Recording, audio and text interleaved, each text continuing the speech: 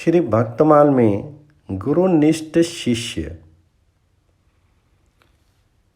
अनुचर आज्ञा मांगी कहे कारज को जेहो। आचरज एक बात तो ही आए ते काही हो। स्वामी रहियो समाए दास दर्शन को आयो। गुरु की गिरा विश्वास भेरी सब घर में ले आयो। शीसपन साचो करन को विभु सबे सुनत सोई कहियो। गुरु गदित बचत सिय सत्य अति दृढ़ प्रतीति गाढ़ो रहियो। श्री गुरुदेव के द्वारा कहे हुए वाक्यों को एक शिष्य ने पूर्ण सत्य माना और उसमें दृढ़ विश्वास किया। गुरुदेव की आज्ञा को दृढ़ता से स्वीकार करके जीवन भर उसका पालन किया। एक बार शिष्य ने गुरुदेव से आज्ञा मांगी, कहा कि कार्यवश में दूसरे गांव को जाऊंगा। तो श्री गुरु जी ने कहा, जाओ, एक बात तुमसे तब कहूंगा जब लौट करके आओगी।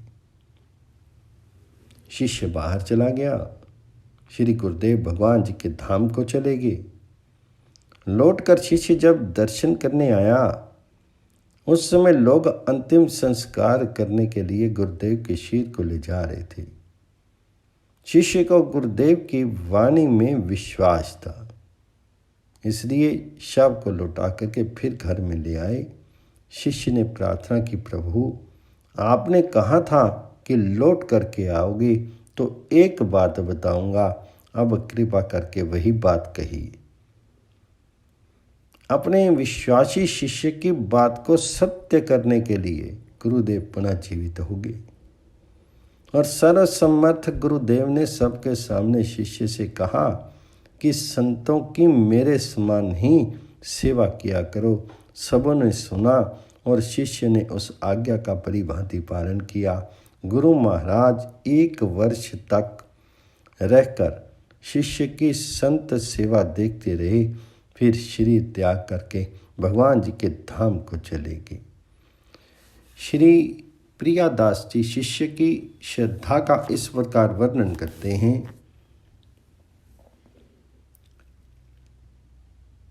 बड़ा गुरुनिष्ठ कछु घटी साधु इष्ट जाने। स्वामी संत पूज्य माने कैसे समझाइए। नित ही विचारे पुण्य डारे पे उचारे नाही। चलियो जब राम ती को कही फिरी आइए। शपथ दिवाई न जरावे को दियो तब। ल्यायो सो फिराई वह बात जो जनाइए। साचो भाव जानी प्राण आए सो बखान कियो। करो भक्त सेवा करी वर्ष लो दिखाइए। अगला प्रसंग है श्री रैदास जी। सदाचार श्रुति शास्त्र वचन अवरुद्ध उच्चार्यो। नीर खीर विवन परम हंसनी और धार्यो। भगवत कृपा प्रसाद गति एह तन पाई। राज सिंहासन बैठी ज्ञाति प्रतीति दिखाई। वरण आश्रम विमान तजी पद रज बंदही जासू की। संदेह ग्रंथि खंडन निपुण बानी विपल रैदास की। संत शिरोमणि श्री रैदास जी की निर्मल वाणी संदेह की ग्रंथियों को खोलने में पूर्ण समर्थ है। श्री रैदास जी ने जो भी कहा है वह सदाचार समृद्धि वेद शास्त्रों के अनुकूल ही है। उन्होंने नीर शीर अर्थात सत्य और असत्य का विवरण करने वाले परमहंसों का भाव अपने हृदय में धारण किया तथा सार असार का निर्णय करने वाली उनकी वाणी को परमहंसों ने अपने हृदय में धारण किया। आपने अपने इस मतर्य शरीर से भगवान जी की कृपा और परम श्रेष्ठ गति प्राप्त की।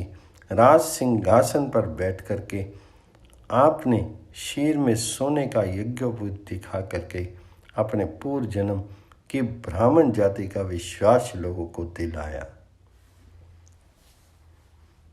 महान पुरुषों ने अपने ऊंचे वर्ण एवं आश्रम के अभिमान को छोड़ करके जिनकी चरण धूलि की वंदना की उन श्री रैदास की वाणी शंकाओं को खंडन करने में अति ही चतुर है। संत श्री रैदास का संक्षेप में परिचय इस प्रकार है।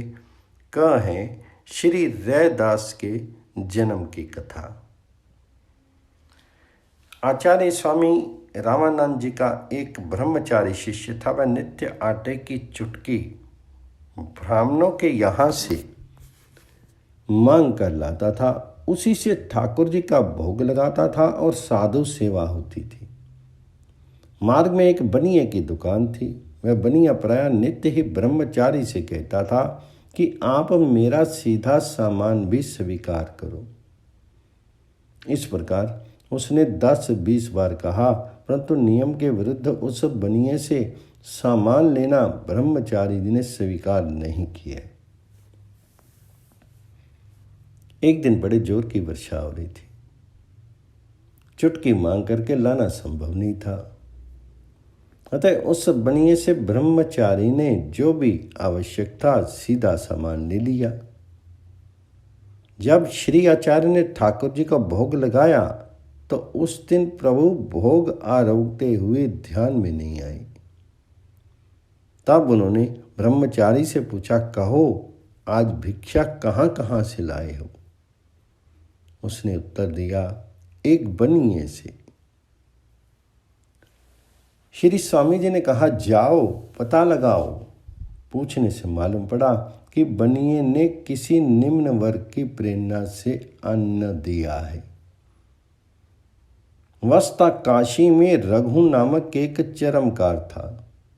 पूछने पर किसी सज्जन ने उससे कहा था कि तुम्हारी भिक्षा स्वामी श्री राम आनंद आचार्य जी स्वीकार कर लें तो निश्चय ही तुम्हें संतान लाभ हो सकता है।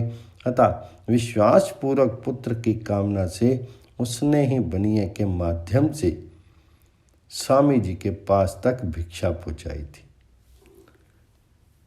वस्तुस्थिति ज्ञात होने पर अपने ब्रह्मचारी शिष्य को श्री स्वामी जी ने बड़ा भारी शाप दिया कि तूने मेरी बात नहीं मानी, निम्न वर्ग की भिक्षा ली, अतः जाकर के उसी घर में जन्म लो।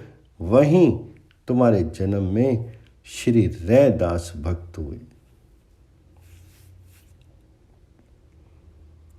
माता अपने बालक रैदास को दूध पिलाना चाहती थी, पर बालक रैदास दूध पीने की कौन कहे। इन्हें माता का छूना भी अच्छा नहीं लगता था, क्योंकि गुरुदेव की उत्तम सेवा के प्रताप से इन्हें पूर्व जन्म की सब बातें याद थी।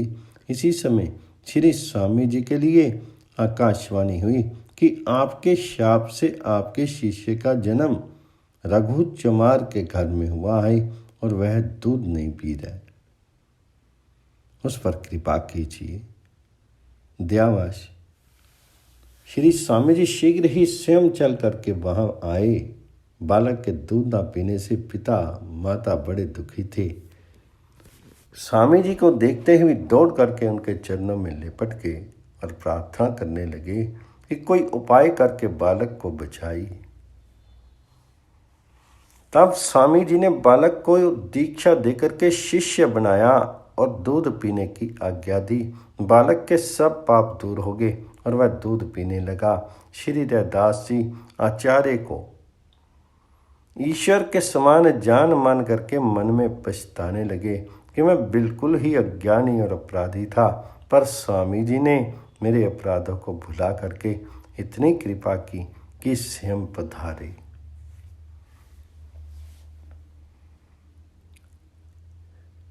श्री रैदास जी के जन्म संबंधी इस घटना का वर्णन श्री प्रियादास जी ने अपने कविताओं में इस प्रकार किया है। रामानंद जो को शिष्य ब्रह्मचारी रहे एक, गहे वृत्ति चुटकी की कही तासो बानियों, करो अंगीकार सिद्धो कही दास 20 बार, बरसे प्रबल धार तामे वापी आनियो। भोग को लगावे प्रभु ध्यान नहीं आवे, अरे कैसे करी ले आवे, जय पूछी नीच मानियो। दियो साप भारी बात सुनी ना हमारी, घटी कुल में उतारी देह सोई या को जानियो। माता दूध पे आवे या को छुआओ न भावे, सुधी आवे सब पाछली सुसेवा को प्रताप है। भई नब बानी रामानंद मन जाने, बड़ो दंड दियो माने, बेगी आयो चलियो आप है। दुखी पिता माता देखी, धाय लपटाए पाए कीची, उपाय कियो शिष्य गयो पाप है।